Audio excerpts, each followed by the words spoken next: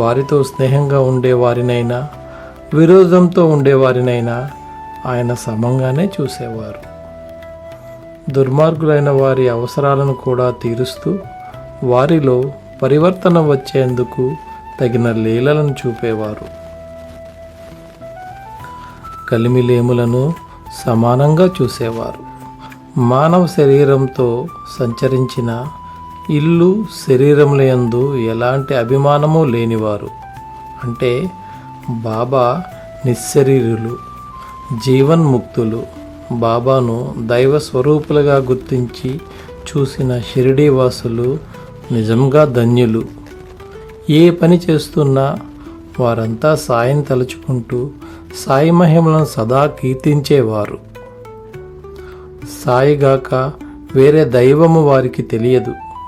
షిరిడీలోని స్త్రీల భక్తి ప్రేమలను వర్ణించుటకు ఏ భాష సరిపోదు. చదువు సంధ్యలు లేకపోయినా వారికున్న కొద్దిపాటి భాషా జ్ఞానముతోనే చక్కని ప్రేమతో బాబాను గూర్చి పాడుకునేవారు. స్వచ్ఛమైన కవిత్వము పాండిత్యమూలగాక నిష్కల్మషమైన ప్రేమ నుండి పుడుతుందని, సద్గురువు సాయి అనుగ్రహం వల్లనే ఆ స్వచ్ఛమైన ప్రేమ లభిస్తుందని, మంత్రాలు ఉపదేశిస్తూ డబ్బులు దండుకుంటూ ఏవో మాయమాటలతో ప్రబోధాలు చేసేవారంతా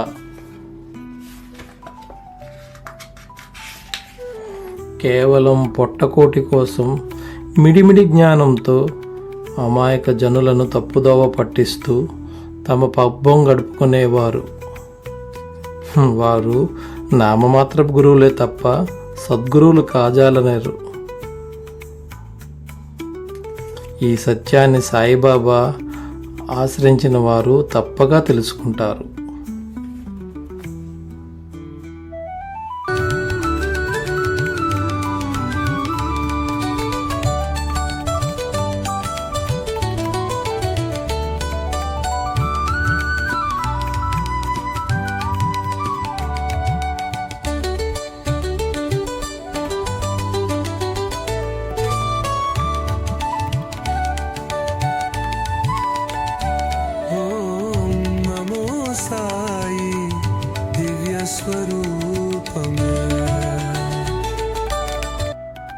సద్గురువు శ్రీ సాయిబాబా గొప్పతనము. సమర్థ సద్గురు శ్రీ సాయినాథునకు సాష్టాంగ నమస్కారములు చేసి వారిని ఆశ్రయించుట మన ధర్మము. శ్రీ సాయిబాబా కేవలము 3 మూరల శరీరము కాదు, జగత్తులోని అన్ని ప్రాణులయందు, వస్తువులయందు, కొండలు, వాగులు, చెట్లు, చేమలతో సైతం అన్నిటిలో విశేషంగా నిండి ఉన్న శుద్ధ చైతన్య స్వరూపులు. భక్తులందరూ వారికి సమానమే. దేనిని అవమానముగా కానీ సన్మానముగా కానీ భావింపరు. ఇది ఇష్టము, ఇది అయిష్టము అని తలచరు. బాబాను గుర్తుపెట్టుకొని శరణు వేడితే మన కోరికలన్నీ తీర్చి మనకు అవసరమైన జీవిత పరమావధిని కూడా పొందేలా చేస్తారు. ఎంతో కష్టసాధ్యమైన ఈ సంసార మహాసాగరాన్ని దాటే వేళ విషయ సుఖాలనే కెరటాలు దూరాలోచనలతోనే ఒడ్డును తాకుతూ ధైర్యము అనే చెట్లను విరగకొడుతుంటాయి. అహంకారం అనే గాలి యొక్క తీవ్రత వల్ల మహాసముద్రం కల్లోలమవుతోంది. కోపము, అసూయల వంటి అనేక మొసళ్ళు ఎదురవుతాయి. నేను, నాది అనే సుడిగుండాలు అనేక సంశయాలను పురుగులు పట్టి పీడిస్తుంటాయి. పరనింద, ఓర్వలేనితనం వంటి తిమింగళాలు అడ్డుపడుతుంటాయి. వీటన్నిటి బారి నుండి తప్పించి మనల్ని సురక్షితంగా గమ్యం చేర్చే దివ్యమైన నావ వంటి వారు సద్గురు శ్రీ సాయిబాబా.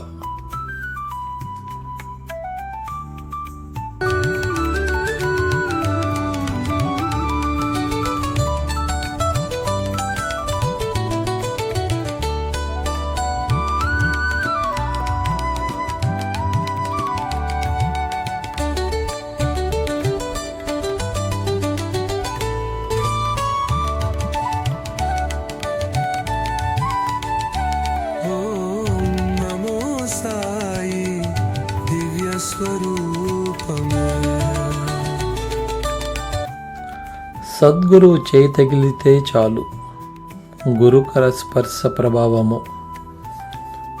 సద్గురువే నావ, వారే ఆ నావను నడుపుతారు. ఇక గమ్యము చేరుటలో సందేహించవలసిన పని లేదు కదా. సద్గురు అనగానే సాయిబాబాయే తలపునకు నిలవలను. అటువంటి సద్గురువు చేయి తగిలిన తక్షణమే ప్రళయాగ్ని కాల్చలేని వాసనతో నిండి ఉన్న సూక్ష్మ శరీరము కాలి బూడిదైపోతుంది. జన్మజన్మల పాపాలు పటాపంచలమైపోతాయి. దైవ సంబంధమైన విషయాలు చెబితే విసుగు చూపేవారి ధోరణి నెమ్మదిస్తుంది.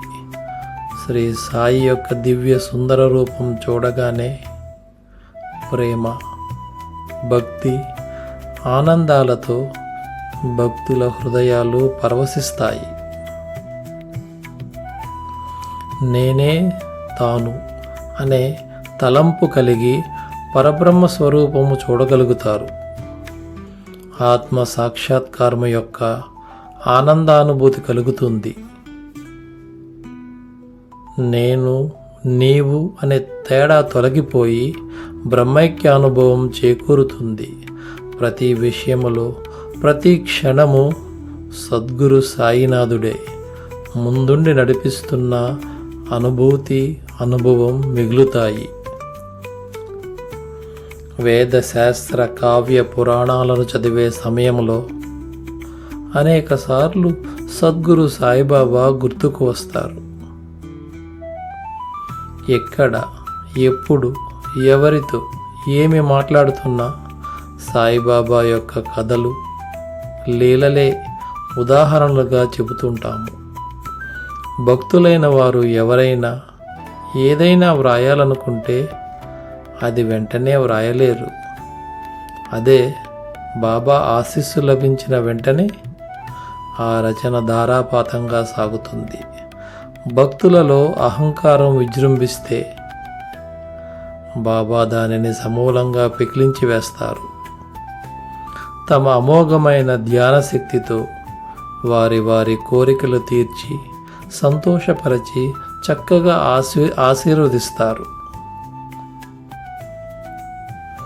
శ్రీ సాయినాథునకు సర్వస్య శరణాగతి చేసిన వారికి ధర్మార్థ కామ మోక్షములు సదా దాసోహం చేస్తాయి.